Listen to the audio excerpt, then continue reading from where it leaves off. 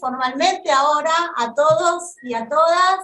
Vamos a dar inicio al 6º módulo de la carrera de especialización en magistratura de la Facultad de Derecho de la Universidad Nacional de Rosario, y dirigida por los doctores Daniel Herbeta y Karina Lurati.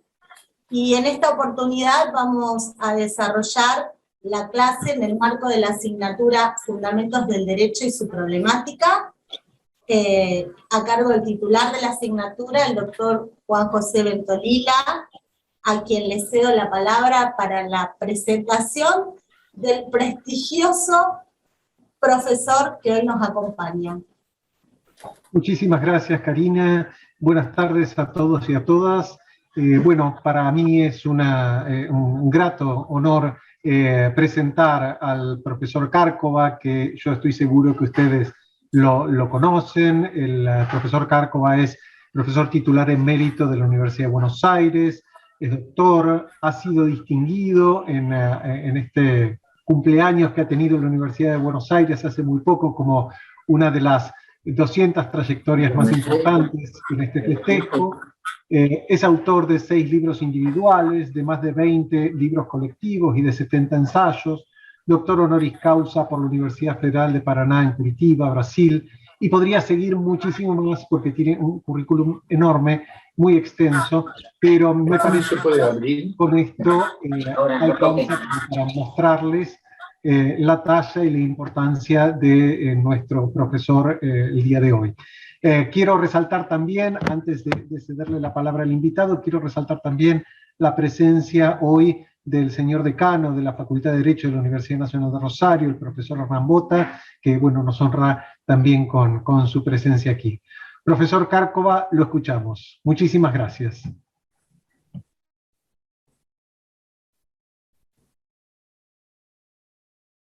Profesor, tiene que encender el micrófono.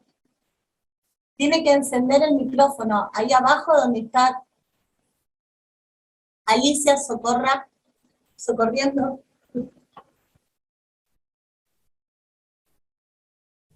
Matrimonio Titila. ¿Escuchan ahora?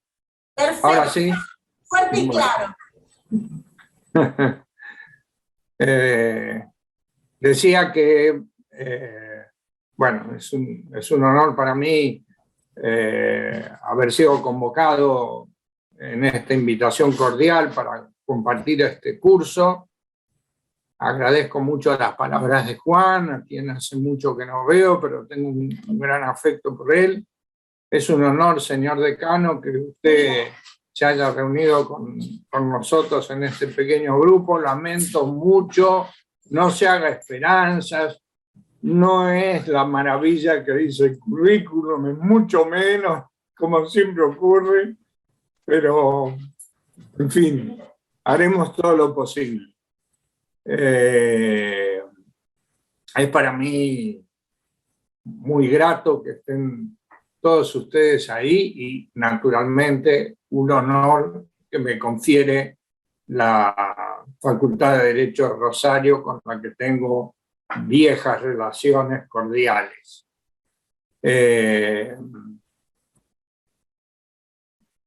Hechos estos agradecimientos, me falta agradecerle a Karina, que ha sufrido como una mártir en estos últimos tiempos nuestra comunicación, porque siempre hemos tenido problemas, no por culpa nuestra, sino por culpa mía, que la verdad que a esta altura del partido ya soy viejo y entonces estos aparatos siempre me desconciertan un poco. Y otro poco de la mala suerte, que al fin y al cabo siempre está a veces anidada ahí a la vuelta de la esquina, esperando darle un zarpazo a uno, porque los problemas no se presentan nunca cuando no se tienen que presentar, se presentan cuando se tienen que presentar, es decir, en un momento como este. Bueno, superados los problemas,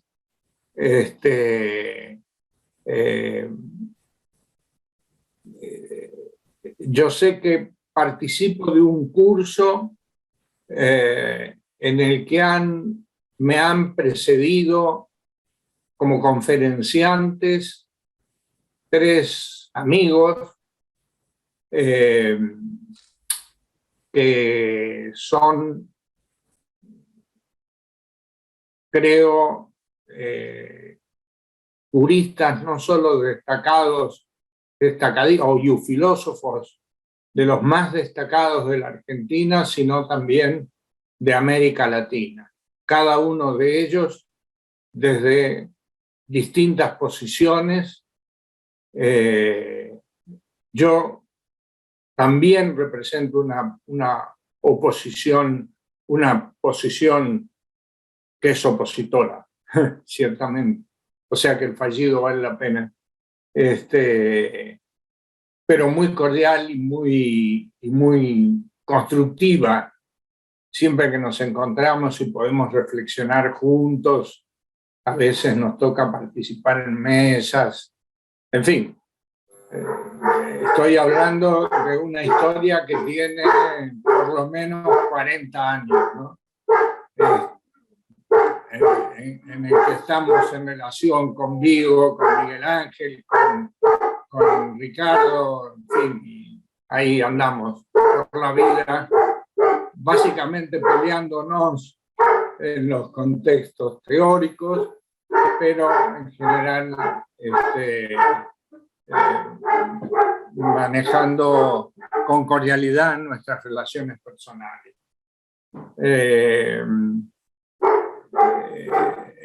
Es muy difícil que yo pueda ofrecerles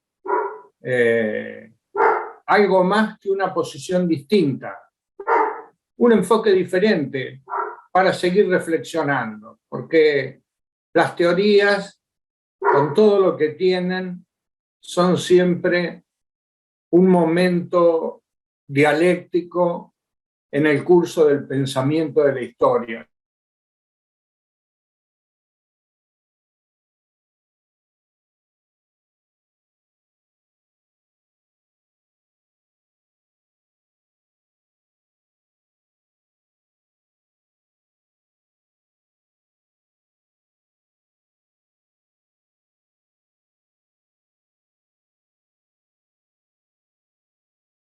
Bueno, parece que se cortó la transmisión. A ver.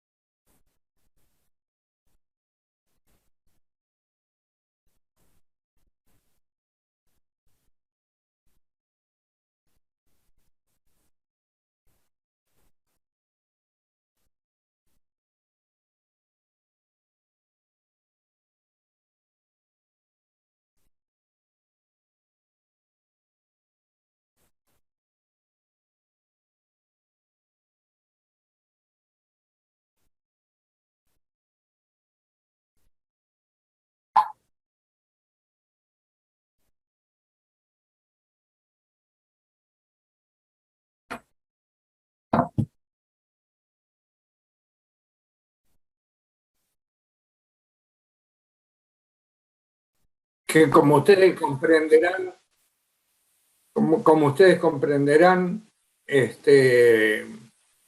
acá ahora apareció un cartel que dice salir de la reunión, lo tengo, pongo lo tengo, ¿no? La reunión se está grabando, lo tengo, pongo. Sí, eso no tiene ninguna importancia. No toquen nada, no salgan. No salgan de la reunión, quédese ahí. Ahí está. Bueno, ¿me escucha? Sí, profesor. Bueno. Estaba diciendo que,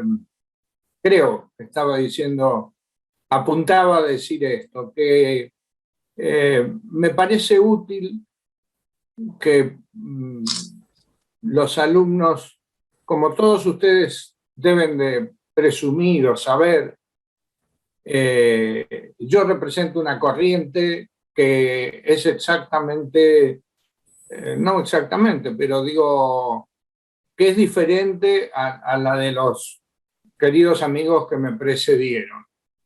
con los cuales yo refería, nos hemos encontrado 1000 veces en todas partes del mundo, en particular en Rosario o en Buenos Aires, pero también nos hemos encontrado en México, en Perú, en Brasil, qué sé yo, con la mayoría de ellos, y ustedes saben que Vigo es muy viajero, así que uno siempre se lo puede encontrar en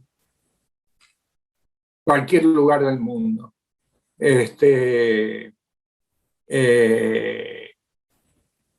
Decía que quizá antes de entrar en materia, a la cuestión que especialmente quisiera presentarles, podría, si ustedes me lo permiten, hacer un breve relato tipo introductorio acerca de por qué, en definitiva, hemos devenido un grupo relativamente importante de gente que adhiere a la teoría crítica, que escribe sobre teoría crítica, etc., ¿no? En primer término, habría que pensar que estamos hablando de crítica filosófica, lo cual significa, desde Heráclito para acá, que uno tiene una cierta disconformidad, que el crítico tiene una cierta desconformidad con el estado del saber de su época, con el estado del conocimiento de su época, y que intenta, con mayor o menor fortuna, con mejor o peores armas, introducirse en ese debate y poner en cuestión lo que se ha visto convencionalmente como verdad, digamos, en un sentido trascendente, y muchas veces no trascendente, sino empírico, durante muchísimos siglos, en algunos casos. Por ejemplo, Vigo tiene siglos de haber desparramado y un naturalismo por el mundo. En fin, la verdad es que poco tiempo después de haber cursado unas cuantas materias, nos fuimos encontrando 3 o 4 o 5 amigos, entre los cuales estaba mi mujer, que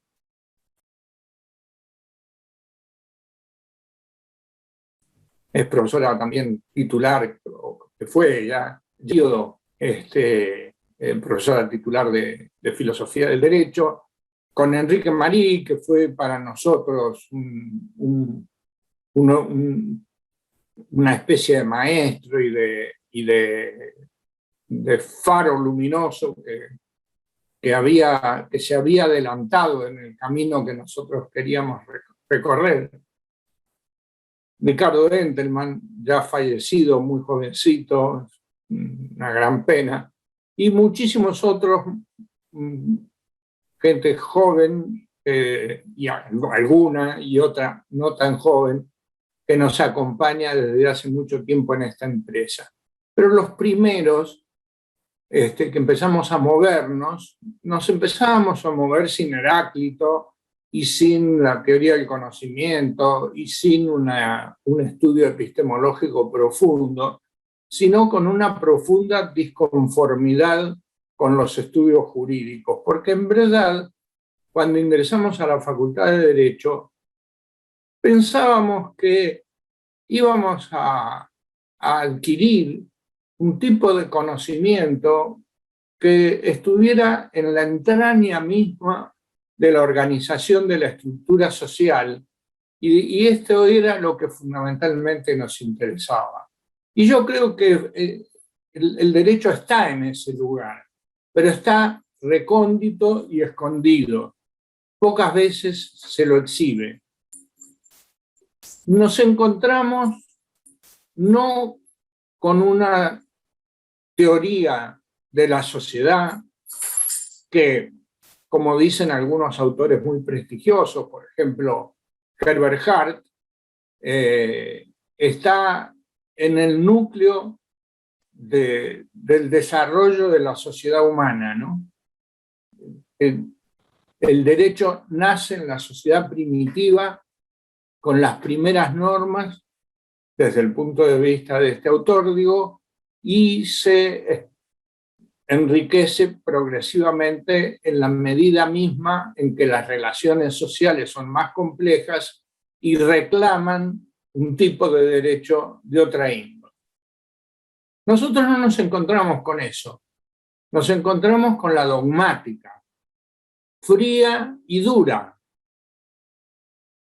¿Esto qué quería decir? Esto quería decir que ser un buen abogado y saber derecho implicaba meterse en esa época 4.600 y pico de artículos del Código Civil en la cabeza, de memoria, naturalmente, mejor de memoria que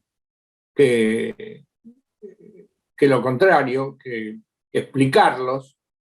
Y otro tanto pasaba con derechos que eran menos complejos porque eran menos expansivos. Entonces, el derecho penal, el derecho administrativo, etcétera, etcétera.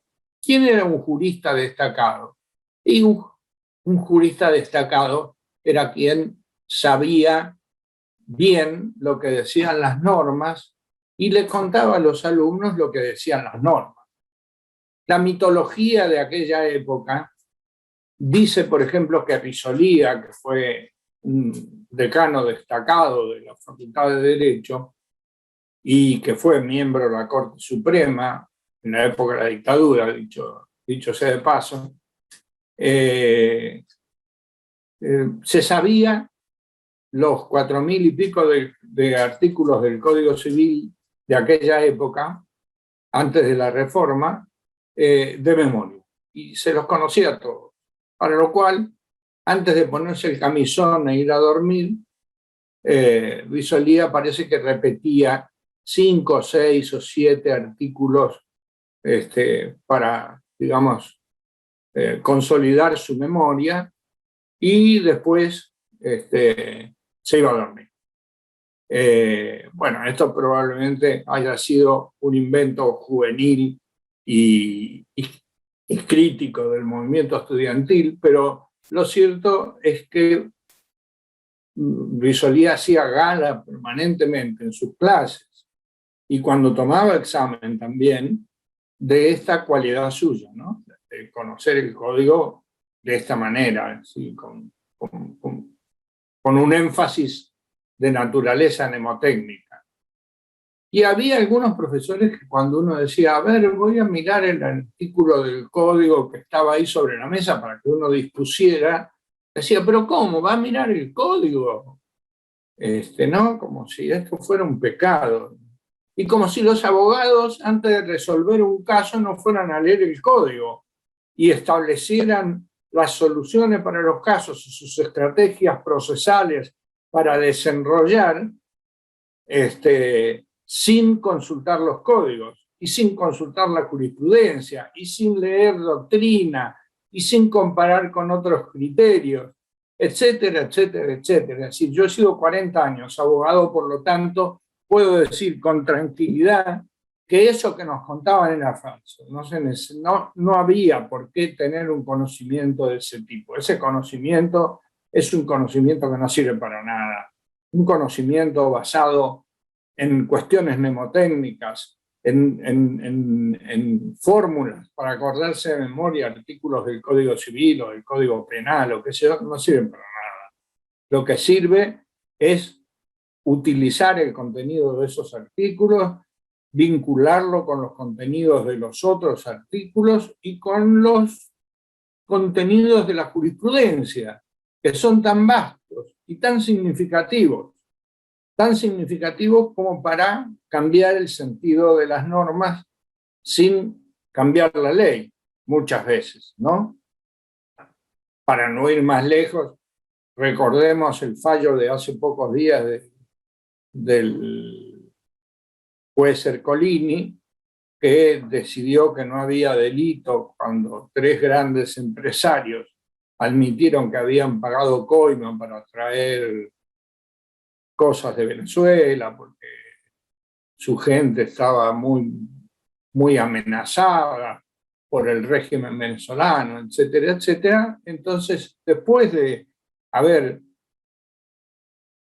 confesado lisa y llanamente que habían pagado fuertes cantidades de dinero, Ercolini dijo que esto era estado de necesidad.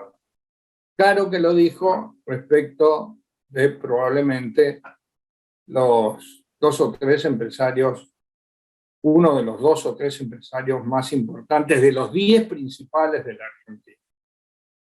En fin, quiero decir que los jueces tienen esta posibilidad de modelar la ley y de hacerle decir más o menos lo que la ley no dice, sino lo que se le ocurre a ellos que tiene que decir. En fin, frente a esta falta de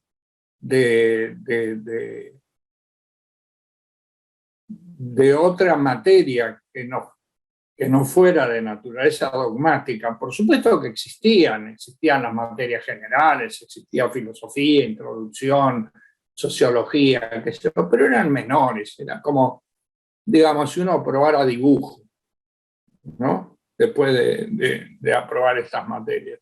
Mientras que, en realidad, lo importante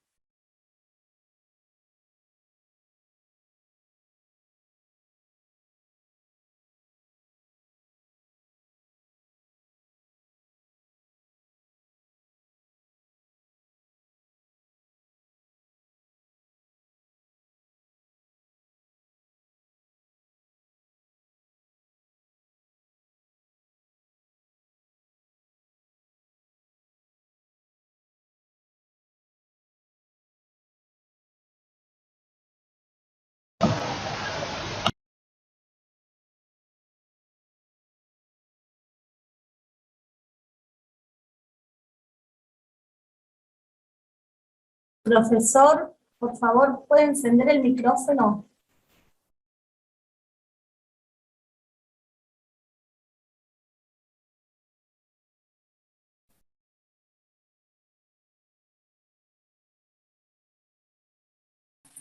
¿Ahora se escucha?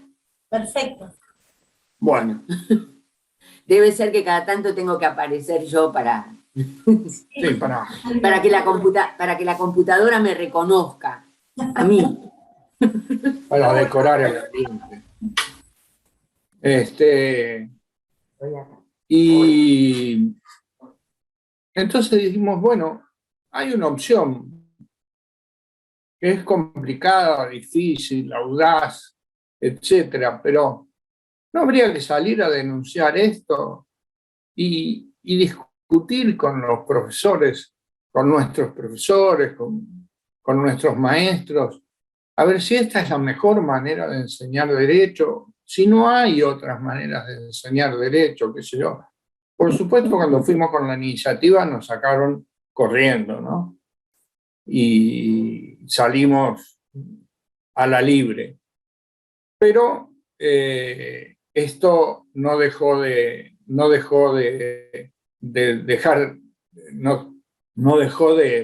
hacer florecer la semillita que ya habíamos plantado nosotros, y entonces empezamos a ocuparnos de la filosofía, de la tradición de la filosofía crítica, digamos, como digo, desde Heráclito hasta Foucault, por decirlo de alguna manera, sintética. Y cuando empezamos a hacer eso, claro, además compartíamos otras cosas, ¿no? Todos éramos, si ustedes me lo permiten decirlo de esta manera para mantenerme más o menos neutral políticamente,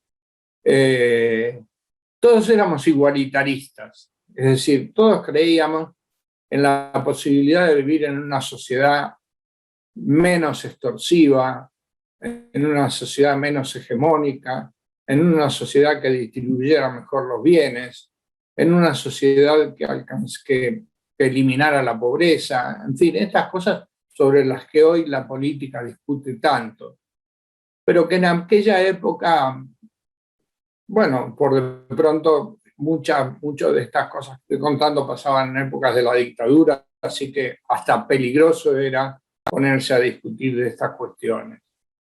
Y esta visión de un mundo que se puede cambiar, un mundo que puede ser mejor que el que es, también nos animaba a buscar los cambios en la teoría jurídica, porque la teoría jurídica también había estado congelada de alguna manera durante muchísimos años. Desde el punto de vista naturalista, realmente una época de la Facultad de Derecho en donde solo se repetía Santo Tomás. Una o dos cátedras que había naturalistas que eran escasas, solo repetían Santo Tomás. Gran filósofo, por otra parte, y personaje de una envergadura intelectual descolladísima, pero aparte de todos los problemas que tengo un perro también que ladra, que este tarado que anda por acá. Cállese la boca.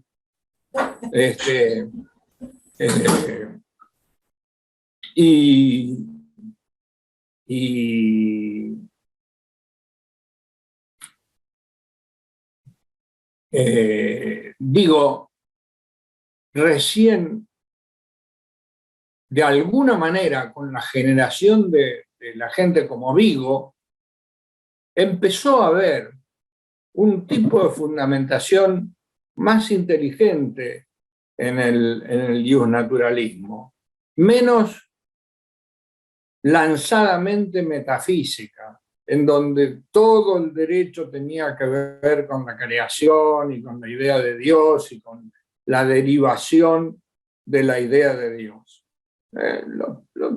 Ahí encontraron autores como Habermas, que plantea un modelo, digamos, ciertamente idílico de papel del derecho y de construcción del derecho, idílico en el sentido progresista y democrático,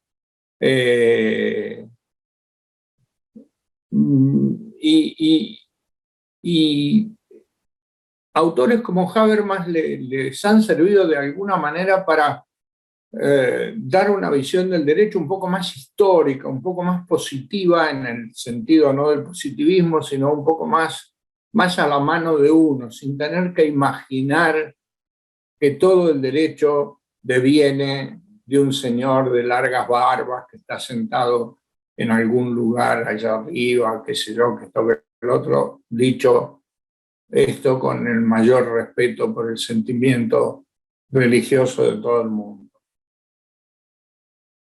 La gran alternativa al positivismo, como ustedes saben, estuvo representada por el positivismo.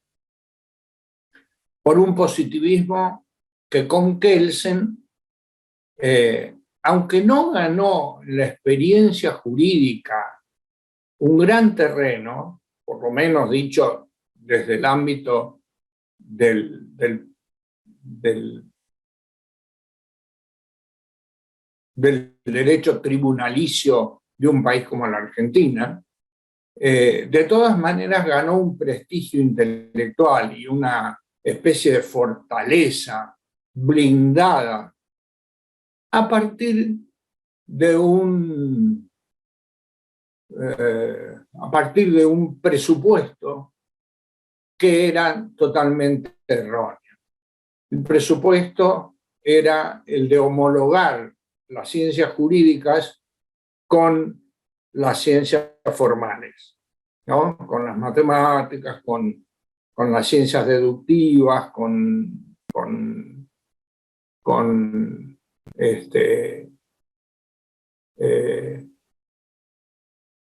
la geometría, en fin.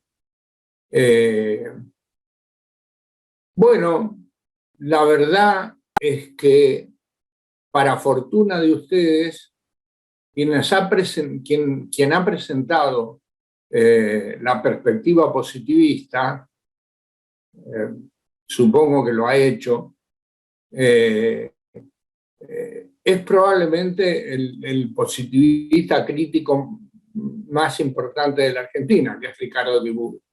Porque Ricardo hace tiempo que tiene una fuerte empatía respecto del realismo jurídico norteamericano y por lo tanto ha sido, de hecho, quien ha escrito en su tesis doctoral el responso más cruento respecto del contenido de la obra de Kelsen, que ha puesto de manifiesto los 4 o 5 nudos conceptuales en donde Kelsen aparece poco convincente, arbitrario, digamos, dogmático, en fin. Uno de esos contenidos, no me voy a referir a todo esto, yo he tenido la suerte de tener entre mis maestros a lo más granado del positivismo. No había otra cosa mejor en la Facultad de Derecho. Lamentablemente se nos han empezado a ir nuestros maestros. Hace pocos meses atrás, Eugenio Buligin, ayer o antes de ayer, Roberto Bernengo, con quien yo trabajé durante 30 años en su cátedra como ayudante, por lo tanto, como ayudante, como adjunto, qué sé yo. Por lo tanto, en verdad, yo también enseñaba estas cosas, pero no las enseñaba sin advertir, sin haber perdido el hálito crítico con el que las miraba, ¿no? De todas maneras, las enseñaba, y como las enseñé durante tantos años, la verdad es que yo sé mucho, inmodestamente manifestado, sé mucho de la tradición positivista. La última defección, digamos, o la última contradicción gigantesca de Kelsen fue esta cuestión de la naturaleza de la norma fundamental, que él siempre vio como una especie de axioma y que al final de su vida se dio cuenta que no era un axioma, sino que era una ficción. Lo dijo en un ensayo que presentó en un Congreso Mundial de Filosofía de pocas páginas, y después ese ensayo fue, formó parte de la teoría de las normas, el último libro de Kelsen, que fue que ya no editó él, sino que editaron sus discípulos del Instituto Kelsen. Por otra parte, queda explicitar algún vínculo con el trialismo. En verdad, yo me siento muy lejos y muy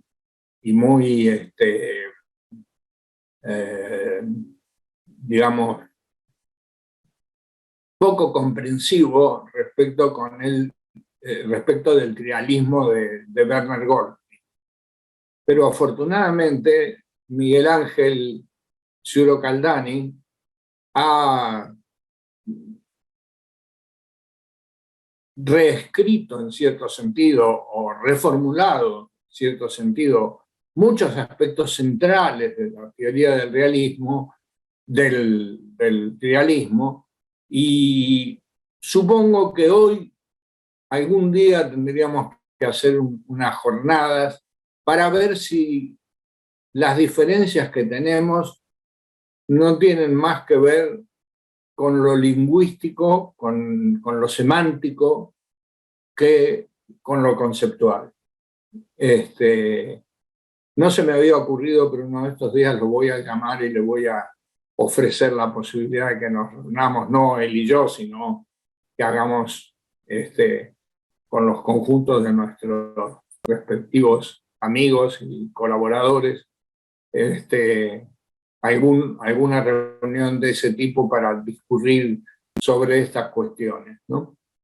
En fin, la cuestión es que esto se fue profundizando, la visión crítica se fue haciendo bastante más sólida, fundamentalmente por el aporte inicial de Enrique Marí, que era un hombre que además de ser abogado era licenciado en filosofía y tenía una vastísima cultura y era un hombre de una gran bonomía y de una gran buena voluntad y tenía ánimo de comunicarse con la gente y se comunicaba con la gente y explicaba cosas y abría caminos y encendía luces. En realidad, un gran mérito de Enrique, que se nos fue hace mucho tiempo. De modo que los viejos que nos vamos a morir somos nosotros, que ya estamos ahí a un paso. Pero siempre lo empujan a uno de atrás para que se caiga al pozo, así que yo he afirmado un pie ahí en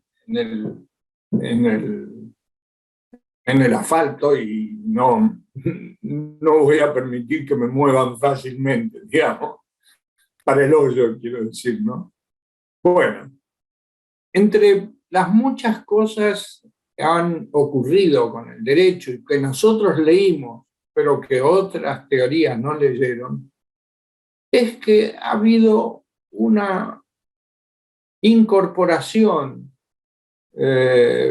progresiva de disciplinas que estaban relativamente fuera de la preocupación de los juristas y que ahora han entrado con bastante fuerza en el discurso jurídico.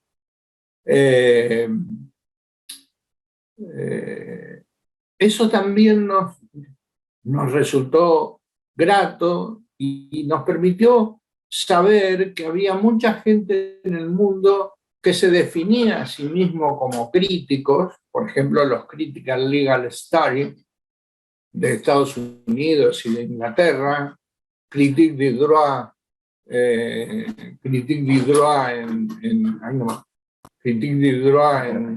en Francia, el movimiento del uso alternativo del derecho en Italia, en fin, había muchos núcleos. Hay gente que hace crítica jurídica en Alemania, de modo que veíamos que había un panorama para trabajar en la teoría desde este punto de vista.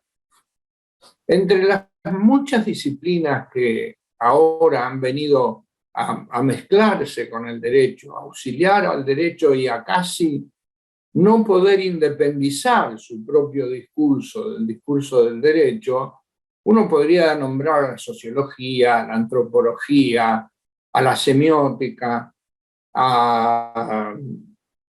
e incluso a ciencias más formales, porque la lógica, de mano de los positivistas, que se transformaron en filósofos analíticos, entró con mucha fuerza en el derecho y casi fue un elemento fundante del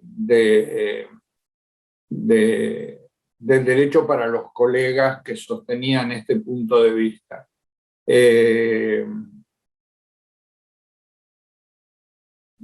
La teoría de sistemas, uno muy bien no sabía qué eran, encabezada fundamentalmente por Luhmann, que es una cabeza genial, yo también hace algunos pocos años,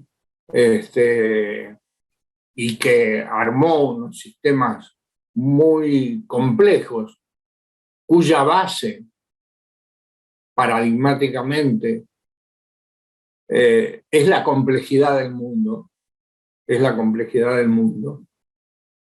Lo que intentan los sistemas es resolver precisamente el problema de la complejidad del mundo. No tengo tiempo para explicar la teoría de Luhmann, pero de todas maneras es muy atractivo, muy difícil. Es un autor difícil, medio impenetrable al principio, hasta que uno pesca que se trata fundamentalmente de un problema de lenguaje y de categorías que él maneja con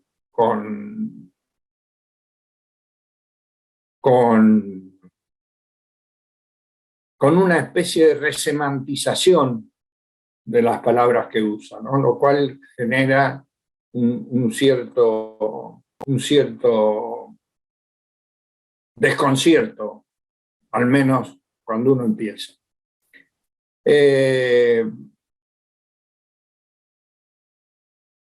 Así, digamos, de alguna manera,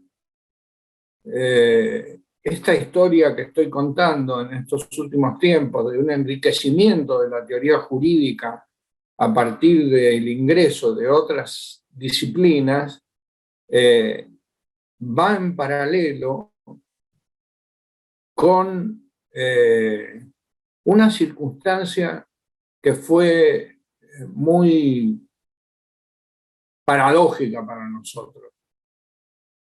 Si nosotros teníamos una crítica fundamental para hacerle a los positivistas, era que al mirar a las ciencias sociales, al derecho fundamentalmente, como si fuera una geometría, lo que hacían era asexuar, por decirlo de una manera metafórica, al derecho, es decir, transformarlo en un mutilado. Entonces uno decía, pero bueno, ¿cómo es? ¿Dónde está la cosa? ¿Para qué sirve el derecho? ¿No es que el derecho sirve para ordenar la vida social? Pero si sirve para ordenar la vida social, es el gran libreto de la vida social. Y cada cual se tiene que comportar como diga el derecho. Entonces, esto quiere decir que lo que el derecho dice es realmente, por una parte, cómo deben ser las cosas, y por la otra, expresa quién es que dice cómo deben ser las cosas. Esto es, ahí hay una relación que queda oscura, que es la relación de poder. Vamos, el derecho es política, el derecho es política. Y esta era una cuestión con la que discutíamos fundamentalmente con nuestros colegas del positivismo. No con los naturalistas, ni tampoco con los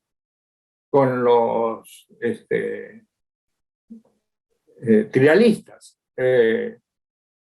sino fundamentalmente con los positivistas, pero como los positivistas tuvieron la Facultad de Derecho en sus manos durante 50 años, por lo menos desde que yo me recibí y hasta prácticamente cuando fui titular de cátedra e impuse en mi cátedra una perspectiva totalmente distinta,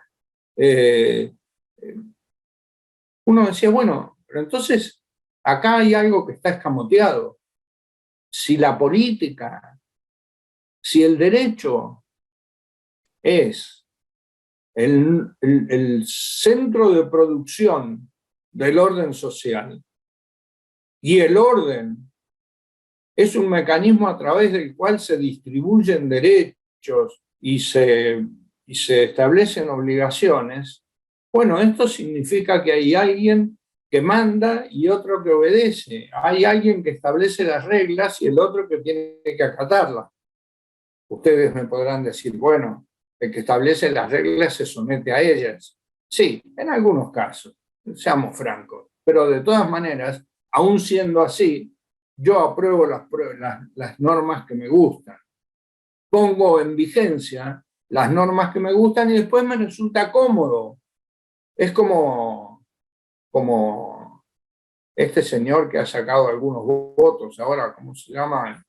López Murphy. López Murphy dice cómo hay que hacer con la sociedad y después dice, pero yo cumplo con la ley.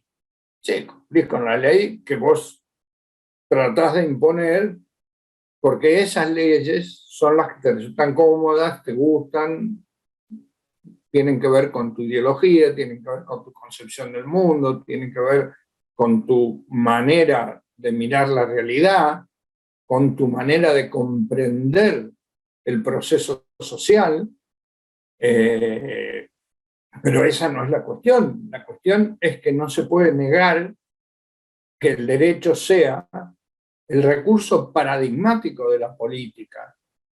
Ustedes me dirán, el recurso paradigmático de la política es la fuerza. Bueno, también puede ser, pero detrás del derecho, ahí, amenazante, como una guadaña que está por las dudas si te olvidás, es lo que dice la norma, está la sanción, está la violencia, está la coerción que el Estado ejerce. De modo que la verdad es que no se podía eludir esta cuestión. Esto ocurrió prácticamente hasta mediados de los 60 y por ahí. Porque en esa época empezaron a aparecer autores como el ya citado Habermas, pero también John Rawls o Hart, como decía, o ¿cómo se llama? Dworkin y tantos otros, que comprendieron con toda claridad que el problema era político y empezaron a decirlo. Y lo dijeron, y lo plantearon, y lo replantearon, y lo explicitaron de la mejor manera posible. De modo que de alguna manera nosotros tuvimos un problema, porque dijimos, bueno, y ahora, después de haber luchado tanto tiempo porque se reconociera el papel importante que el poder y la política jugaban en relación con el derecho, ¿qué vamos a hacer si ya dijimos todo lo que teníamos que decir? Y ahí fue, digamos, que nos sentimos como colgados del pincel, porque, bueno, ya habíamos ganado la batalla de entender la politicidad, de que se entendiera, digamos, en la jurística, como dirían los trialistas, en la jurística de la problemática del poder y la política, y entonces, bueno, ya nuestra misión se había cumplido y nos teníamos que ir a casa. Pero todavía nos quedó un poquito de fuerza para ver si podíamos lograr algo más. Y entonces dijimos, bueno, pero ¿y esto cómo se hace? Porque ¿cómo se da el pasaje? El pasaje no es grosero. Si fuera grosero no hubiera quedado oculto durante tantos años. No es grosero el pasaje de un ámbito a otro. ¿Cómo se produce? Y ahí nos dimos cuenta que había un gran papel a cumplir por parte del lenguaje en general, y del análisis del lenguaje y de todos los fenómenos que el lenguaje implica en particular, porque en definitiva el derecho es un lenguaje y tiene todos los estremecimientos y todas las angustias y situaciones complicadas que tienen los problemas de la semiótica y de la semiosis y los problemas de las categorías con las que los distintos lingüísticas, desde los padres de la lingüística,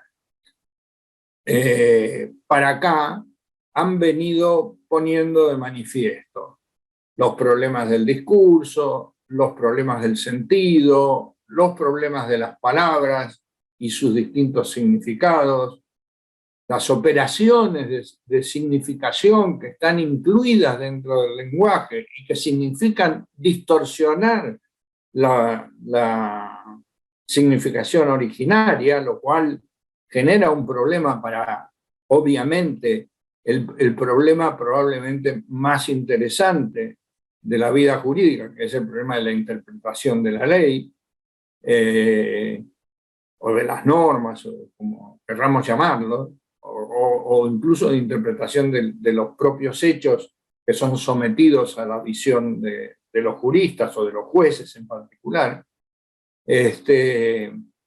Y entonces empezamos a trabajar desde ese punto de vista. Y desde ese punto de vista es que yo quería dejar una especie de exposición menos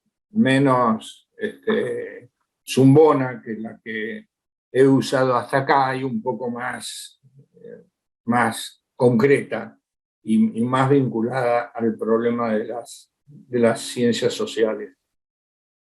En verdad, en todas las disciplinas, en la antropología, en la sociología, en el análisis de la opinión pública, en el análisis de los lenguajes naturales, etc., aparecen los problemas de la semiosis o semiótica, es decir, de los problemas que esta disciplina plantea, que son muchos y muy heterogéneos.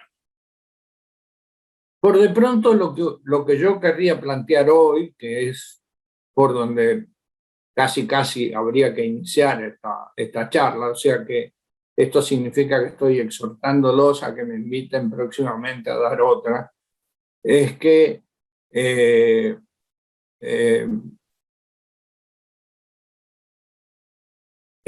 derecho ha adquirido una relación muy fuerte con la literatura y con el relato en los últimos tiempos. Y no en un sentido trivial. Un sentido trivial sería, bueno, el derecho se refiere a la literatura cuando trata el problema de los derechos de autor, o la literatura se refiere al derecho cuando Kafka escribe El proceso. Esta es una vinculación entre el derecho y la literatura externa y por lo tanto pueril, que no tiene ninguna importancia. Es nada más que un problema de constatación. La vinculación a la que me refiero es una vinculación interna. Esto quiere decir que el derecho se comporta como un lenguaje en el sentido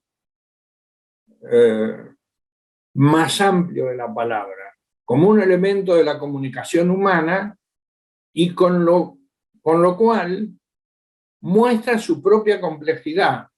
Como ustedes saben, el esquema de la comunicación es un esquema clásico, ¿no? En donde hay alguien que emite, hay un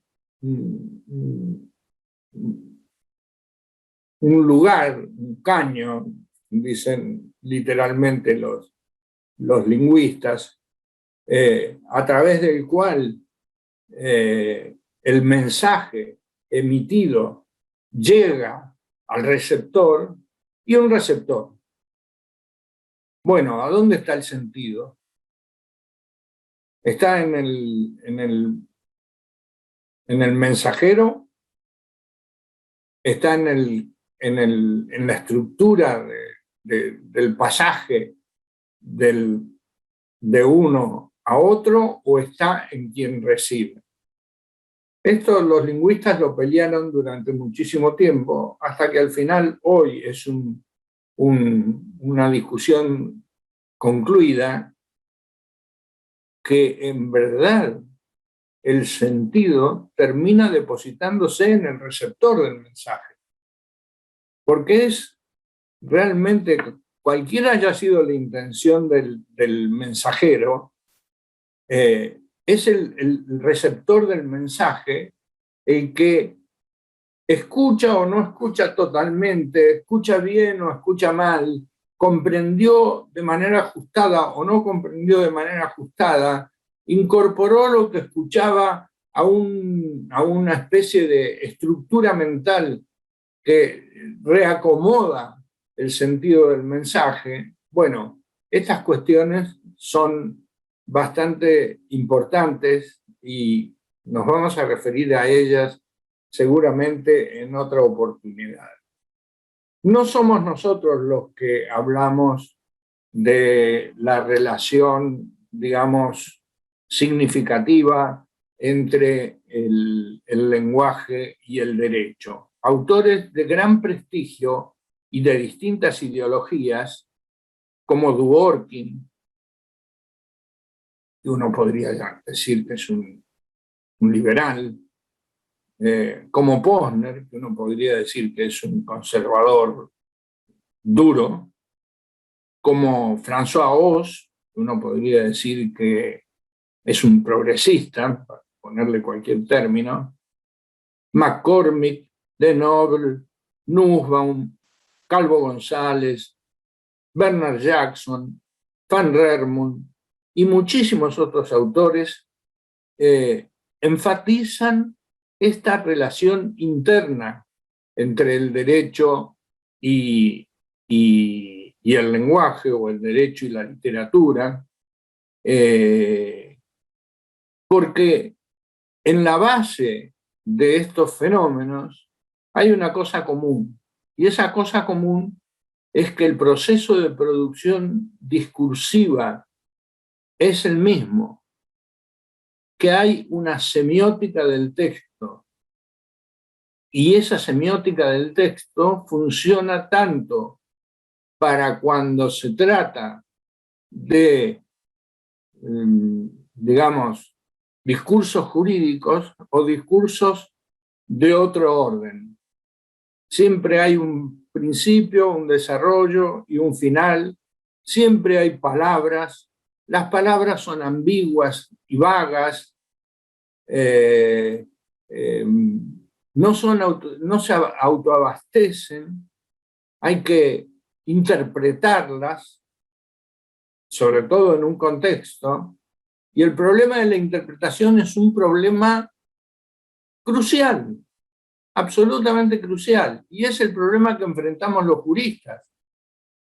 El hecho de que este personaje menor al que nombré haya tomado la decisión jurídica que tomó, de este juez que se llama Ercolini, al que nombré por segunda vez ahora, haya tomado la decisión que tomó, no es un problema de interpretación en el caso de él, ni de error, sino ha sido nada más que un acto de poder también.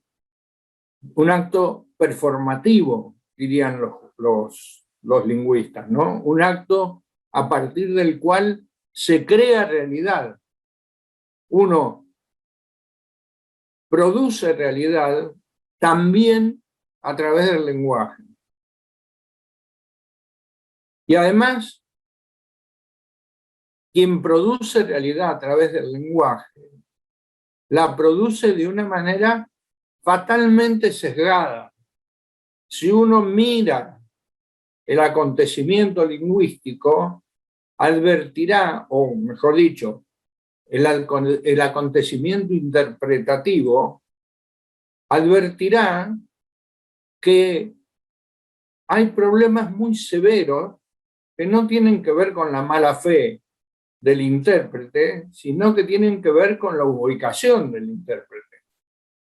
Una cosa es mirar el choque desde atrás y otra mirarlo desde adelante. Una cosa es mirarlo desde arriba y otra cosa es mirarlo desde el costado. En fin, la mirada es una mirada constitutiva, porque en definitiva, sobre todo en el derecho, porque en definitiva de esa multiplicidad de miradas que llegan al juez, los testigos, las partes, lo que dice el oficial público, etcétera, etcétera, producen una síntesis de sentido que termina consagrándose como la mirada, diríamos, oficial. Y la mirada oficial, en realidad, puede ser esa o alguna otra, dependiendo de que las cosas se hayan hecho mejor o peor, con buena suerte o sin buena suerte, con buena leche o sin buena leche, para decirlo con toda claridad. Ahora, ¿en qué otros sentidos uno podría decir estamos en presencia? A ver, cuando yo leo un libro, ¿esto qué tiene que ver con leer una sentencia? Bueno, por de pronto, la sentencia constituye un acto de imperium, ¿no? Un modo de manifestación del poder. Que se organiza, sin embargo, como relato, porque ninguna sentencia dice, este tipo chocó con fulano, tiene que ir a la cárcel. La sentencia dice, el día tal, a tal hora, ocurrió un accidente, el coche tal era manejado por fulano, el coche cual, y cuenta un cuento, organiza un relato. Y como ustedes saben, si alguna vez hicieron la prueba de escribir un cuento, de escribir un ensayo, de escribir para hacer una monografía universitaria, habrán advertido que el ejercicio de la creación literaria es un ejercicio proteico, complejo, difícil, autocontradictorio. Muchas veces uno tiene que ver en la página 18 qué había dicho en la segunda para no perderse y no contradecirse uno mismo. En fin, estas son cuestiones que tienen que ver precisamente con el carácter discursivo de la sentencia y de cualquier pieza que implique un relato. Y la sentencia es una forma de relato.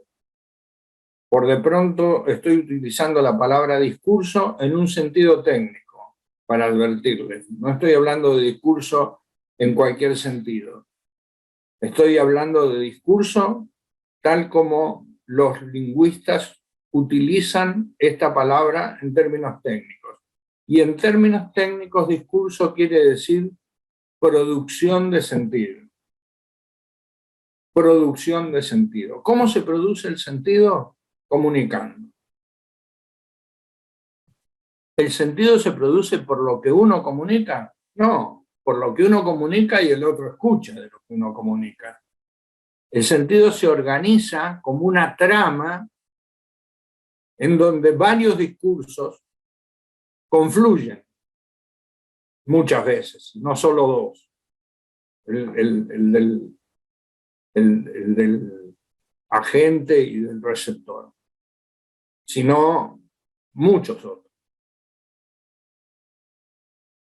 Como digo, el acto de imperium se organiza como relato, pero tiene una característica fundamental, que en realidad ese relato es un relato performativo, decía yo hace un rato, y performativo quiere decir que crea la realidad a la que alude.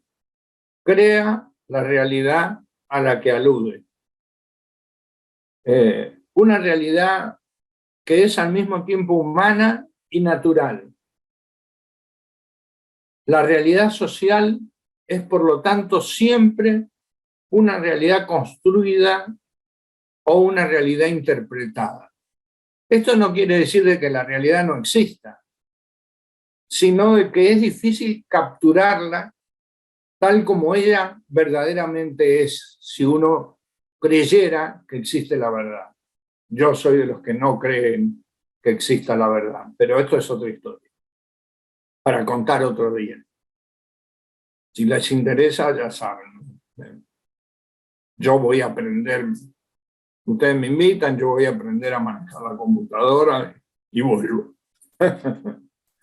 En fin, lo cierto es que esta realidad humana está constituida por una interacción entre los individuos que aparece como realidad en la medida en que está precariamente estabilizada en el tiempo.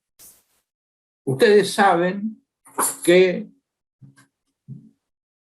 qué sé yo, en una época se pensaba que las cosas eran de una manera, que tenían una naturaleza, y después ese punto de vista cambió y entonces las cosas tuvieron otro, o que cierto autor valía la pena y después la crítica literaria vino y lo destrozó y entonces ya dejó de valer tanto la pena.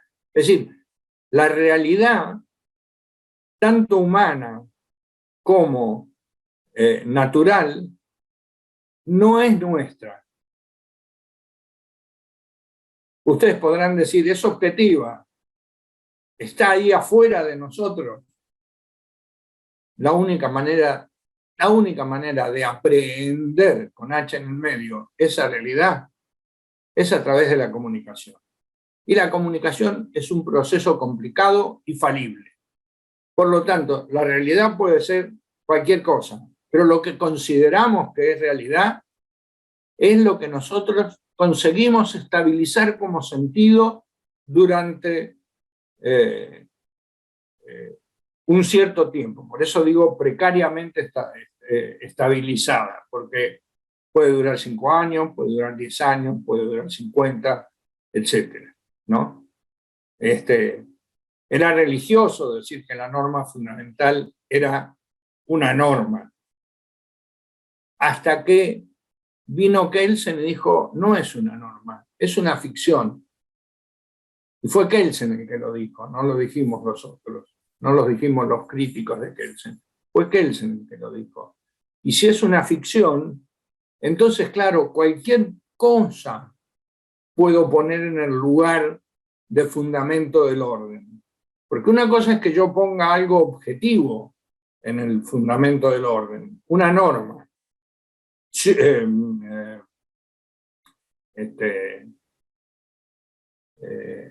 ¿Cómo se llama? Mi amigo y un naturalista, que me acabo de olvidar. Bueno, nada. Este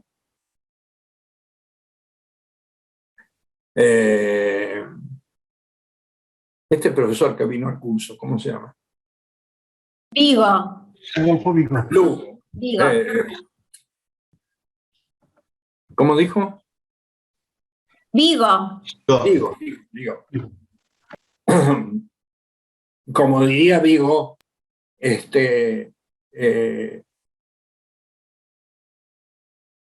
no sé qué quería hacerle decir a Vigo ahora, seguramente era una mentira. No, digo, él podría decir, bueno, no hagamos metafísica, digamos, la realidad existe sin que nosotros la miremos. No, no es así. Si no la miramos, y no solo si no la miramos, sino si no la vemos, no existe. No existe. Y si no nos ponemos de acuerdo sobre cuál es su manera de existir, si llamamos árbol a cualquier cosa, entonces no somos capaces de crear un sistema de distinciones que nos permita operar prácticamente en la vida. Entonces, una cosa es decir, eso es un bosque, sí, muy bien, pero cuando vos decís bosque, te perdiste la posibilidad de distinguir el álamo de, qué sé yo, del algarrobo. Entonces, si distinguís árboles, si distinguís algarrobos y álamos y dunas y qué sé yo, entonces ya eso, el bosque como significación no te alcanza. Necesitas un lenguaje más complejo, una mirada más compleja, una oportunidad para vos mismo, de comprensión más compleja también.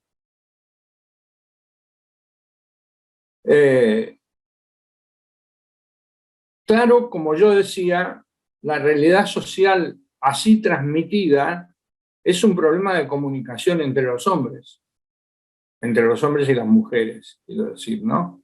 Y todos los géneros posibles. Una mirada compleja y falible. Por lo tanto, necesita una suerte de interpretación o descifrar,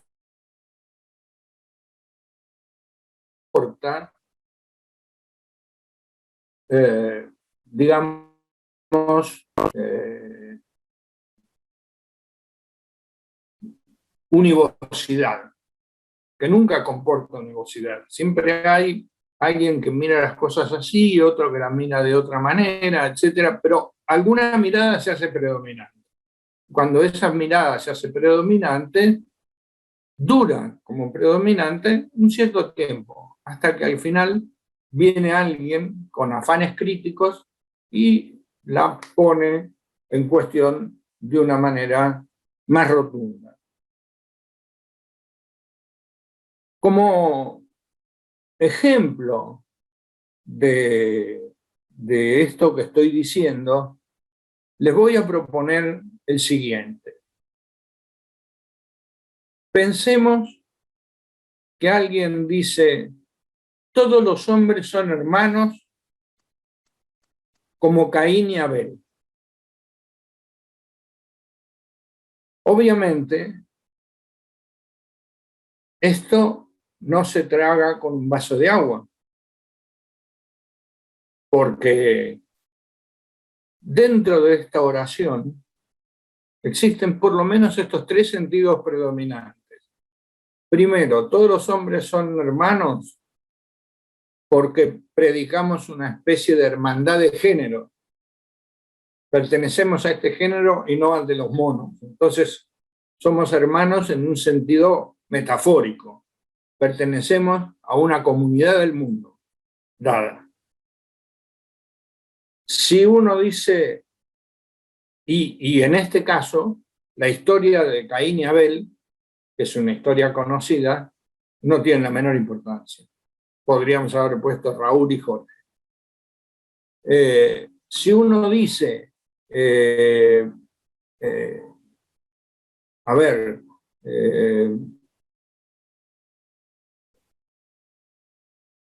todos los hombres son hermanos como Caín y Abel,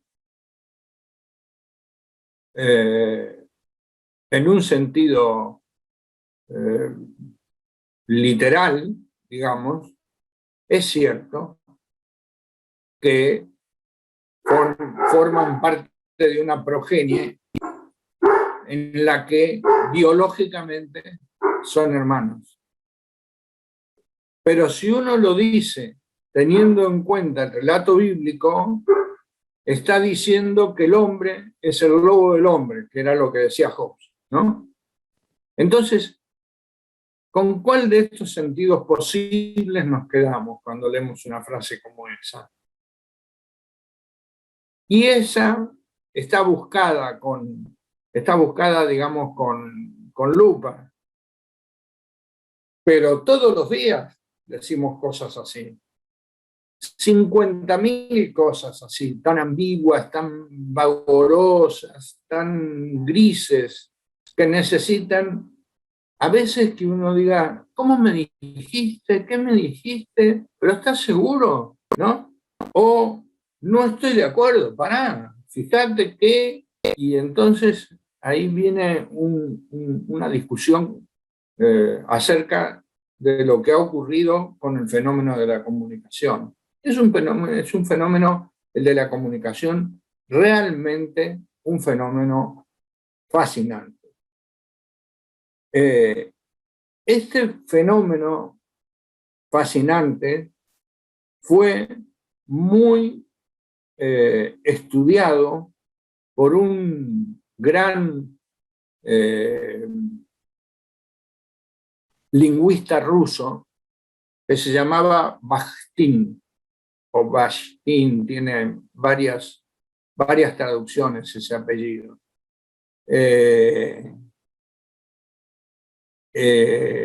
Y fue traído a Occidente, por decirlo de alguna manera, traído a Francia, que era el lugar de irradiación de toda novedad conceptual importante, por una gran lingüista también, novelista, etcétera, que se llama Julia Kristeva, y que era discípula de él, y por lo tanto, digamos, tenía bien aprendidas sus concepciones sobre esta cuestión. Esto es muy importante, miren, fíjense, es muy importante. Créanme que es muy importante. Como un acto de fe. Esto es muy importante. Porque, ¿qué quiere decir? Quiere decir que estamos en presencia de dos textos, uno de los cuales puede modalizar al otro. Pero el primero también puede modalizar al segundo. Hay ahí lo que los lingüistas llaman un fenómeno de intertextualidad. Una relación entre lenguaje y metalenguaje, entre obra y crítica, entre, por ejemplo, derecho y doctrina. ¿Cuántas veces hemos leído fallos en donde dice, bueno, el caso así, así, así, pero Borda dice que tal cosa, sé yo, y entonces de pronto ese texto doctrinario que está fuera del asunto, fuera del lenguaje del juicio, fuera de la comunicación en el juicio, termina siendo determinante para interpretar el sentido con que una norma viene a ser aplicada. Y esto uno lo podría referenciar en relación a una enorme cantidad de cuestiones. Uno va a ver una película y le parece que es una película genial. Después lee la crítica cinematográfica y la crítica cinematográfica pone en escena a veces cuestiones que uno no ha percibido. Y entonces se da cuenta de que de pronto la película es menos genial de lo que uno creía. O la obra de teatro, para este fin es lo mismo. O la obra literaria, que para este fin es lo mismo. También hay una crítica literaria. Entonces, el libro es una fuente permanente de formulación de sentido, porque detrás de lo que escribió el escritor está lo que escribió el crítico literario, y está lo que le contestó el otro crítico literario, y está tu propia opinión que leíste, no solo el libro, sino también lo que escribió uno de los dos críticos literarios, y así va generándose esta precaria estabilización del sentido que le da a un texto determinado un valor y una categoría indiscutible. Por cierto tiempo, a veces ciertas obras que han parecido grandes obras caen en el olvido o simplemente son contrariadas por una interpretación contraria. Quiere decir entonces que estamos en presencia de esta relación, que es una relación muy singular. Y podríamos decir que esa relación entre los textos puede ser de dos tipos. Puede ser sincrónica o puede ser diacrónica. Digamos que es una relación sincrónica si ese texto escrito no tiene relación con ningún otro texto, ni ningún crítico literario se ocupa de su contenido y queda como un hecho aislado, como un fenómeno más. Pero si es diacrónica, esto es, si uno incorpora el valor tiempo y piensa esto como un proceso, entonces esto es muy significativo, porque una interpretación determinada puede ser seguida por otra, y esta por otra, y esta por otra, y esta por otra, a partir de cada aporte. A partir de cada aporte. Fíjense ustedes todas las discusiones de los filósofos digamos que uno podría mencionar como postmodernos, me refiero a Paul Ricoeur, a Althusser, a Foucault, en fin, infinidad de autores que se han puesto de moda en los últimos 20 o 30 años y que son gente que hay que leerla varias veces porque, digamos, comprenderlas de un saque no resulta ni siquiera demasiado significativo.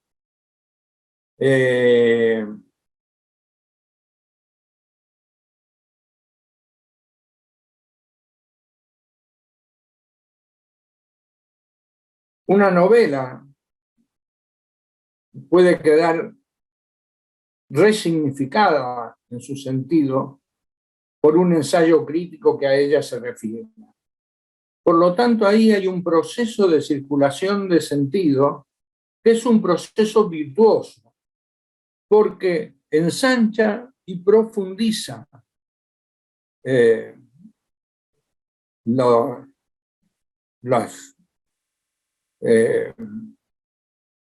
veo ni lo que yo mismo escribí acá. Perdón. Porque ensaya y profundiza los horizontes de sentido y además porque actualiza de derecho a nuevas situaciones políticas y fácticas. Por consiguiente, uno podría, llegado a este punto, afirmar que la lingüística, la teoría de la comunicación, la teoría del discurso y la semiosis en general proveen insumos epistemológicos y metodológicos para una nueva teoría del derecho, para una teoría del derecho capaz de explicar más y de pronosticar mejor. No son pocos los autores que han trabajado con este punto de vista. Karina, ¿estoy en tiempo más o menos bien o ya me tengo que ir? No, profesor, está muy bien. Karina. Sí, profesor, ¿me escucha? Está muy bien. ¿Estamos bien? Muy bien, Bueno. porque salvo que si usted quiere hacer algún corte, nos tenemos hasta las 19:30. Si usted quiere en algún momento hacer un cortecito de 5 minutos para tomar un café o prefiere seguir, eso es como usted decida. No, yo prefiero seguir, en todo caso, a ver si puedo terminar sintéticamente lo que quiero decir y si hay alguna pregunta, estoy a disposición de ustedes. Perfecto. Muchos autores, como digo, se han ocupado de estos temas y lo han hecho con mucha profundidad. No quiero leer, pero hay algunas cosas que es mejor que les lea directamente y no que les cuente. Dworkin, que es uno de los autores que ha tomado este tema, ha pensado que la sentencia funciona como el capítulo de un libro, que el juez al que le toca escribir un capítulo determinado tiene que saber que alguien ya ha escrito algún capítulo anteriormente y que alguien va a escribir algún capítulo más después que él termine con el suyo. De modo tal que él no puede crearse la historia que le gustaría, sino que tiene que intervenir en la historia real sin modificarla, sin alterarla, y haciendo jugar, claro, su libertad de intérprete, pero teniendo en cuenta que ya hay un intérprete anterior y un intérprete posterior. Es decir, interpretar la historia dada a su conocimiento y no inventar una historia, inventarse una historia a la medida de sus gustos. Hay 2 o 3 citas de Dworkin que me gustaría que escuchen. En un momento determinado, en este ensayo que se llama Cómo el derecho se parece a la literatura, y que es de 1997, dice: propongo, pues, que podamos mejorar nuestra comprensión del derecho si lo comparamos, o si se compara la interpretación jurídica con la interpretación en otros campos del conocimiento, en particular la literatura. Más claro, echarle agua. Y al final, o en el medio, dice: el derecho, entendida como una práctica interpretativa, será, en su opinión, y esto entre comillas, una cuestión profusa y profundamente política. Claro, en definitiva, ¿por qué es una producción política la que hacen los jueces cuando dictan la primera sentencia, cuando dictan la última, fundamentalmente cuando dictan la última? Y porque fenomenalizan o cristalizan también por una etapa determinada, digamos, circunstancial, estabilizada en el tiempo por un momento, pero que es temporalmente dinámica, digamos. Y luego sostiene: la opción respecto a la cual de los varios y distintos sentidos posibles que puedan estar detrás de la intención del vocero o de la legislación es el correcto, no puede remitirse a la intención particular de nadie y debe ser decidida por quien quiera que esté encargado como un asunto de teoría política. Es clarísimo Dworkin en este sentido, y no estoy hablando de un marxista, estoy hablando de un autor liberal, liberal pero lúcido, digamos.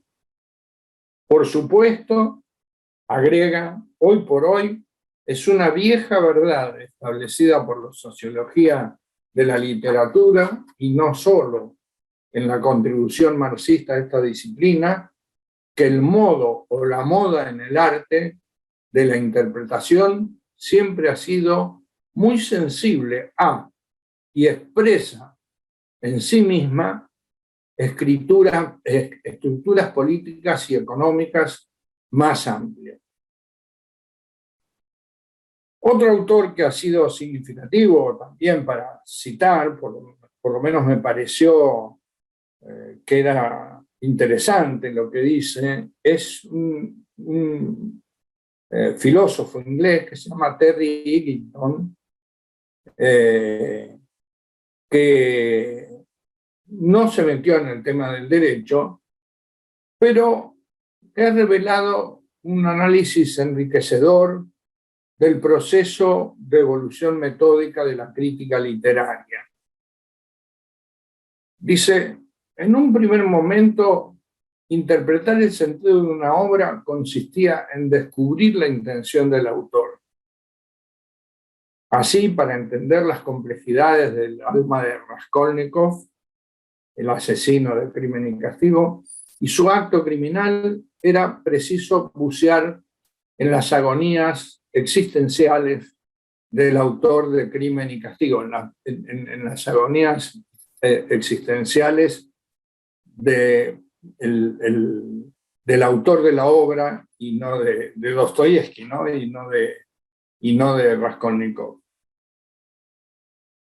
Tampoco para entender si la sonrisa de Gioconda, esto lo dice con palabras muy ácidas, era producto de su temperamento enigmático o producto de una tara congénita. Vieron que la Gioconda tiene cara de nada, ¿no? Es decir, que es una cosa bastante inexpresiva. Resultaba necesario conocer la relación de la modelo con Leonardo, y si acaso este último poseía un genio descriptivo o irónico. Después vino otro tiempo. Esta es la obra de arte, es lo que dice el autor que la obra de arte es. Después vino otro tiempo que se llamó estructuralismo, en donde las obras de arte dicen lo que quieren decir por ellas mismas. No se necesita apelar a lo que quiso decir el autor, porque lo que quiso decir el autor es una historia que ya pasó.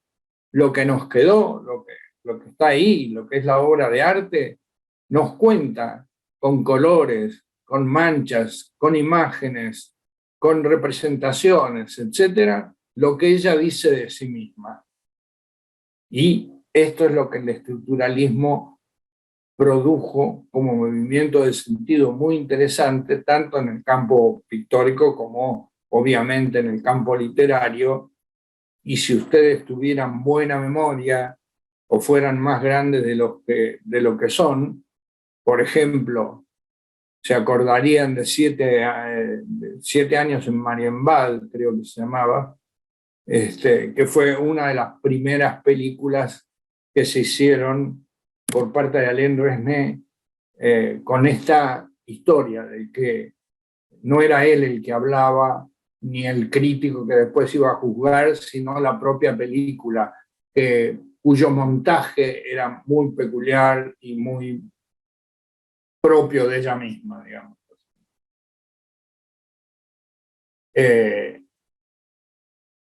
Y yo me pregunto, llegado a este punto, ¿no hay acá, en la evolución de la crítica literaria, una correspondencia franca con el predominio primero de la exégesis, luego del modo sistemático y por fin de la interpretación creativa de los jueces, respectivamente? Parecería que sí, ¿no? Martha Nussbaum es una filósofa norteamericana, pero escribe mucho sobre derecho, y en un libro muy bonito que se llama Justicia Poética, dice un parafito que me gustaría que escucharan.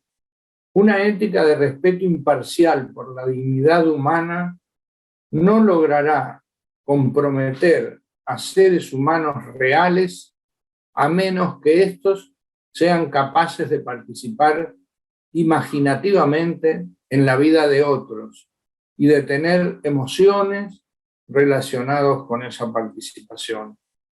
Aunque estas emociones tienen limitaciones y peligros, y aunque su función en el razonamiento ético se debe circunscribir cuidadosamente, también contienen una vigorosa, aunque parcial, visión de la justicia social y brindan poderosos motivos para la conducta justa. Edgar Morin, que es un epistemólogo muy conocido, decía en un reportaje que le hizo la revista de Clarín: me parece que la ciencia, frente a la pregunta del periodista,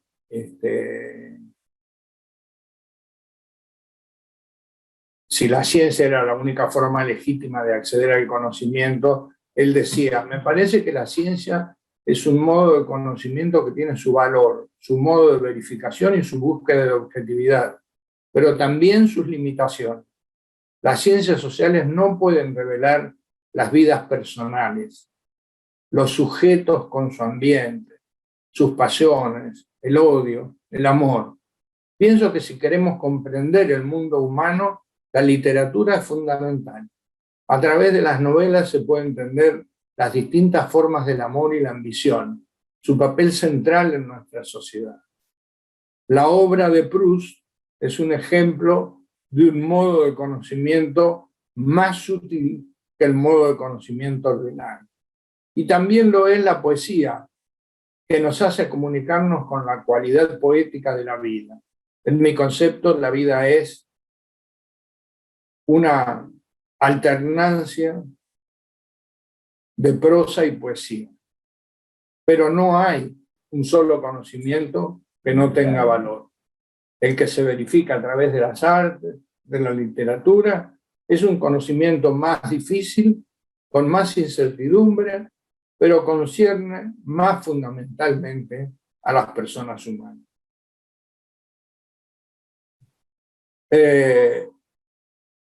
Un holandés que se llama Bert van Rermond, que escribió un muy interesante trabajo sobre estos temas de derecho y literatura, dice que cuando el relato se ocupa del derecho, muestra la imagen que la sociedad tiene de sí misma como orden social más o menos justo. De este modo, lo narrativo determina y constituye como imagen autorreferencial una cierta forma de conocimiento. A ver, unas pocas conclusiones.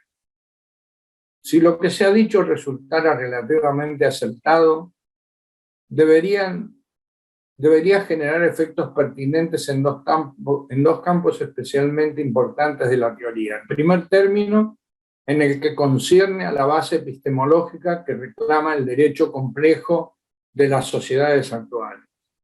Y en segundo término, en el de la problemática de la interpretación, en la que siempre se privilegia solo alguna o algunas de sus múltiples dimensiones cognitivas. Vean esto.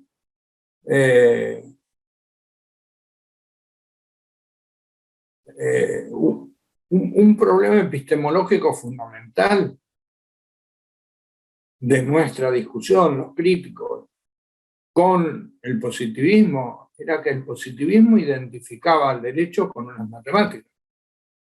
El derecho consistía en una norma primordial, digamos, una norma fundamental, y en un conjunto de normas que eran derivaciones lógicas de ese principio fundamental, lo cual hacía aparecer a esto como una geometría. Era fundamentalmente una geometría. Después, claro, tenía que morderse la cola en varios sentidos, por eso Guibert con acierto plantea las muchas contradicciones que se dan en este autor.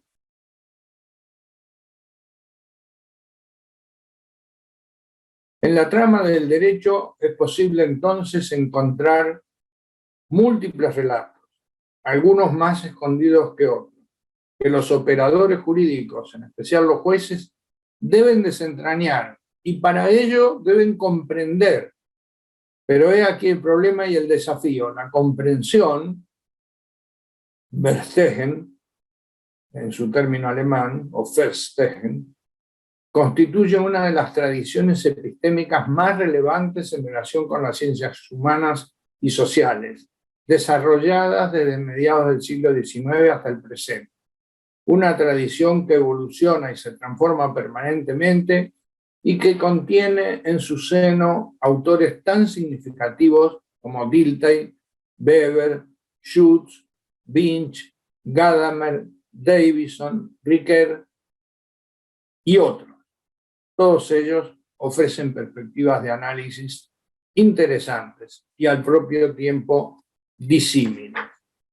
Bueno, el final de este trabajito que quería presentarles, que es un trabajo que ya tiene algunos años, lo dedico a desarrollar lo que dicen estos autores de la tradición comprensivista. Importante fundamentalmente porque se trata de autores que no están presentes en las ciencias jurídicas. Al contrario, suelen las ciencias jurídicas tomar modelos epistémicos que no corresponden a las ciencias sociales o a las ciencias humanas, sino a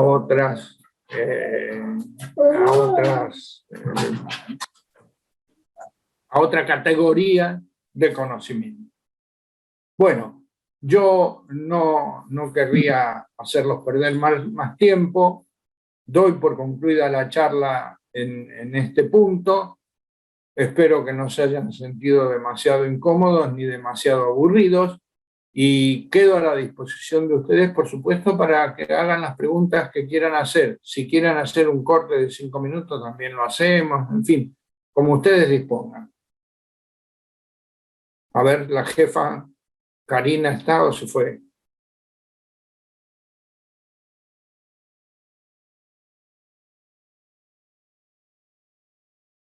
No, se fue Karina, ¿no?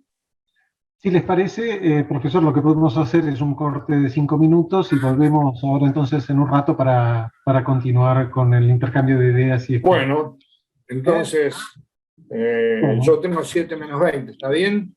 7 menos 20, sí. Entonces, 7 menos cuarto, 7 menos 10, digamos. Fantástico. ¿Volvemos? Buenísimo. Buenísimo. ¿A qué hora? 7 menos Dígamelo. 10. Sí, 7 menos 10 está bien. Muy bien. Hacemos un corte hasta las 7 menos 10. Muchas gracias a todos No, por favor. Gracias a usted. por la paciencia.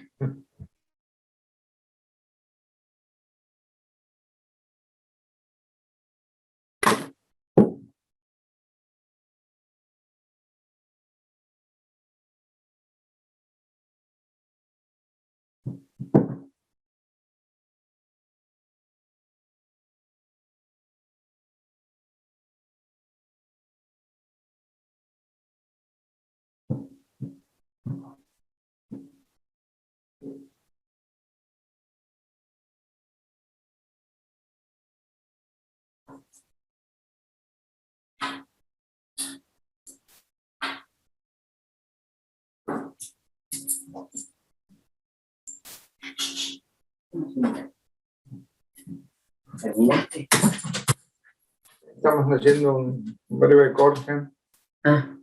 Por si después quieren hacer alguna pregunta. No voy a tener calor. No, yo cocino calor. En la cocina, pero muy bien. Doctor Cárcova, Sí, señor. tiene prendido el micrófono, se lo aviso por las dudas. Tengo abierto. Sí. Tiene abierto Ya lo el sé. micrófono. No voy a decir nada incorrecto, ¿eh? Diga lo que a usted le parezca, lo único que sepa que lo escuchamos.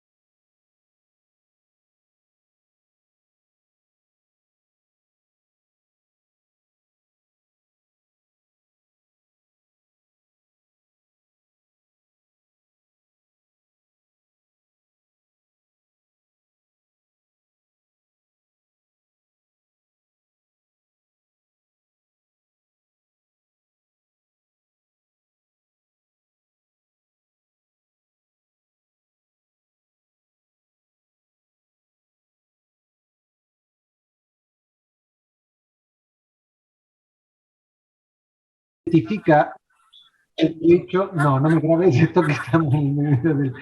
Continuamos. Perdón. Sí, en realidad, Profesor, lo escuchamos. Karina, el profesor Cárcoval lo que había propuesto era que este último momento de la clase sea un diálogo. Es decir, Perfecto.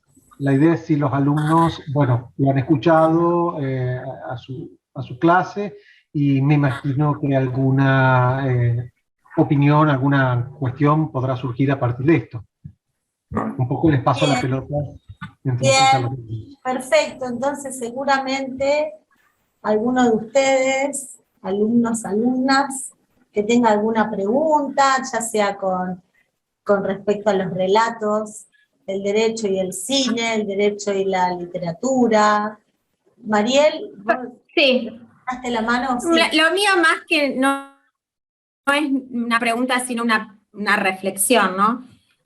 Yo creo que no hay duda, hoy ya decir no hay duda ya es demasiado pretencioso, pero una sentencia seguro es un discurso de poder, es lenguaje, y como lenguaje tiene sentidos, y como cualquier lenguaje, como usted lo dijo, tiene distintos sentidos. Me parece que en eso estamos bastante de acuerdo, ¿no es cierto? Que el lenguaje es formador de realidad y tiene sentidos distintos. Yo creo que hoy el acto de poder por excelencia es direccionar el sentido que hay que darle al lenguaje. Ahí está el verdadero acto de poder peligroso. O sea, el poder no es peligroso, el poder es sano, el poder construye, de hecho. Y creo que a eso hay que prestarle atención, que tenemos que estar todos con las antenas paradas ahí. Y nosotros, que somos grandes ya, yo me siento con la misión, por ejemplo, con respecto a mis hijos, enseñarles que como el lenguaje tiene sentido, y los sentidos son muchos, nadie les puede decir qué sentido tienen que darle al lenguaje o al discurso del que tienen enfrente. Y uno ve permanentemente qué es lo que vulgarmente, o no sé, se le dice el adoctrinamiento, ¿no? Esta cosa de que hoy es fácil, y ni hablar con el tema de las redes sociales, y esta cosa de cada vez se accede más a lo científico, a la reflexión, al análisis. Hoy está todo muy por encima, muy masificado, y es más fácil direccionar el sentido del discurso o el sentido del lenguaje. O sea, creo que por ahí va a pasar me encantaría que la discusión filosófica pase por ahí. Creo que hay cosas, como usted dijo, ya se peleó con Vigo, se peleó con Guibur, a Kelsen lo destrozaron. Bueno, creo que hay un paso más que habría que dar, que es ese, ¿no es cierto? El sentido y cómo no direccionar el sentido del lenguaje. Me parece que sería cuando se reúnan por allí, hablar un poquito de esta cosa, ¿no? Que es tan nociva, ¿no? Que es esto, no sé, adoctrinamiento se llama, vamos a ponerle que sí. Sí.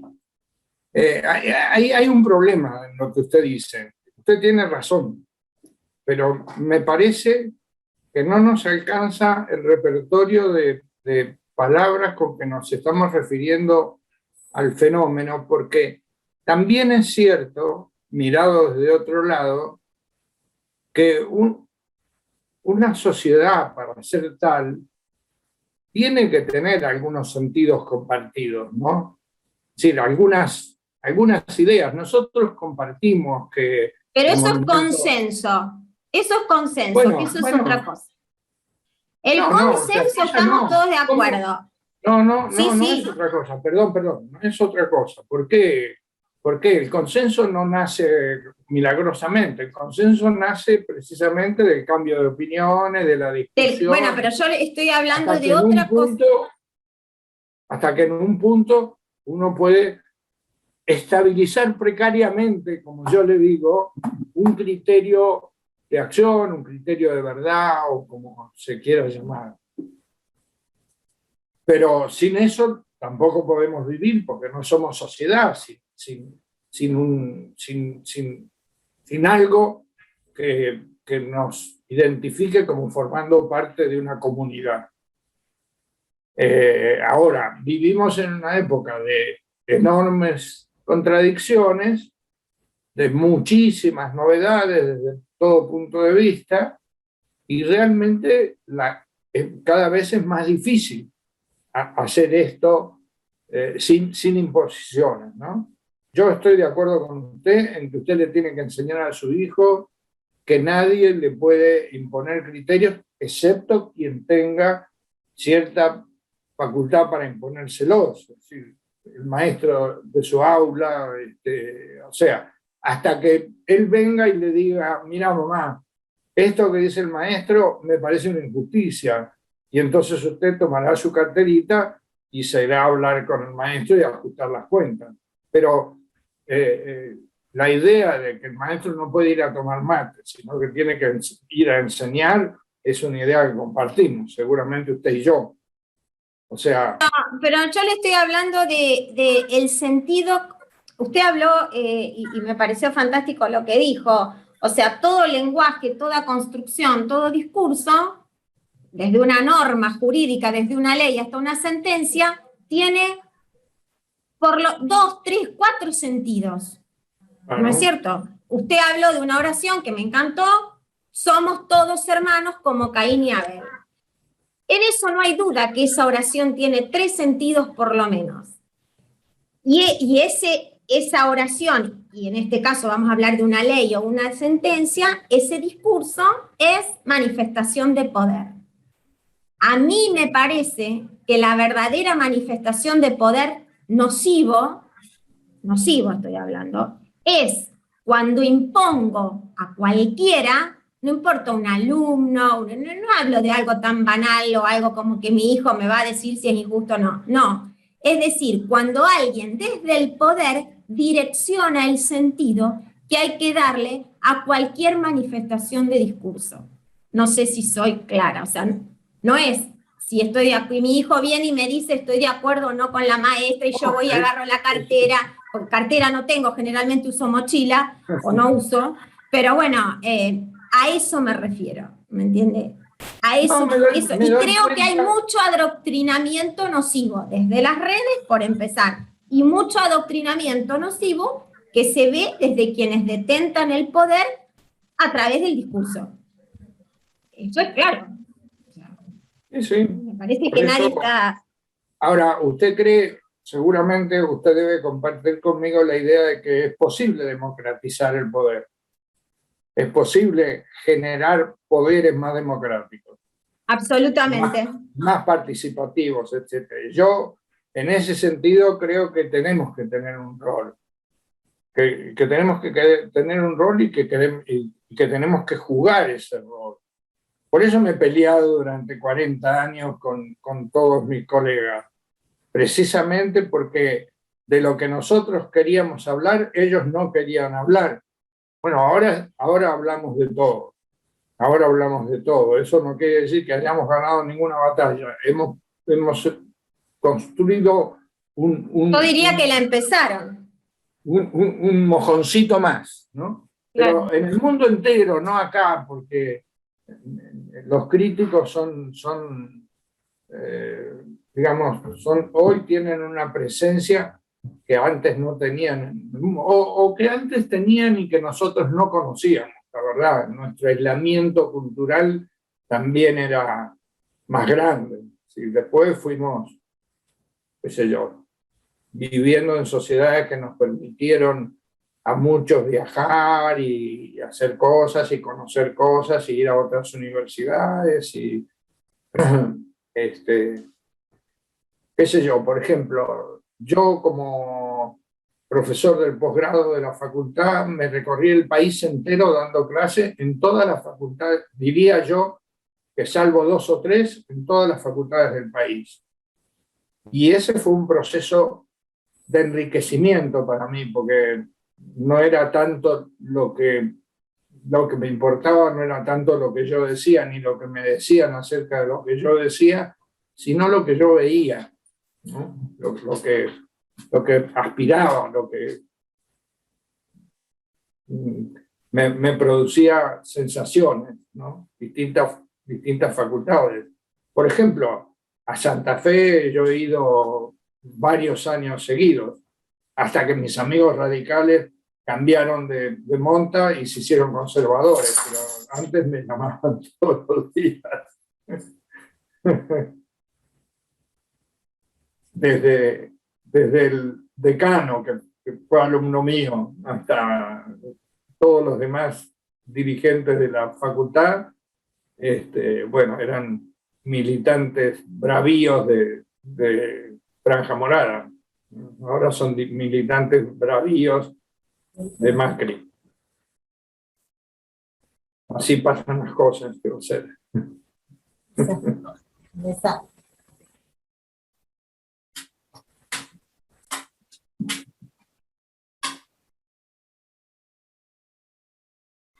Bueno, Bien, están aburridos los chicos. que tenga alguna otra pregunta, que quiera aprovechar el privilegio de tener al doctor Cárcova aquí para hacerle alguna pregunta.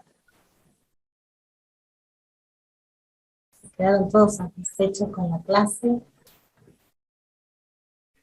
Bueno, Profesor, la verdad es que muchísimas gracias por su tiempo, muchísimas gracias por la claridad en la exposición. Lo vamos a convocar nuevamente, quizás antes de fin de año, si podemos hacer el café filosófico. el café. Me encantaría, sí. Sí, y muchísimas gracias especialmente a Alicia por todo lo que ha hecho para que podamos... Y la contraté como técnica. Mañana la echo. Tal cual. Así que, muchas gracias. Un gusto. Chao, tener- muchísimas gracias. Me siento muy honrado por la presencia de todos ustedes. Gracias. Muchas gracias. Muchas gracias. Nos vemos.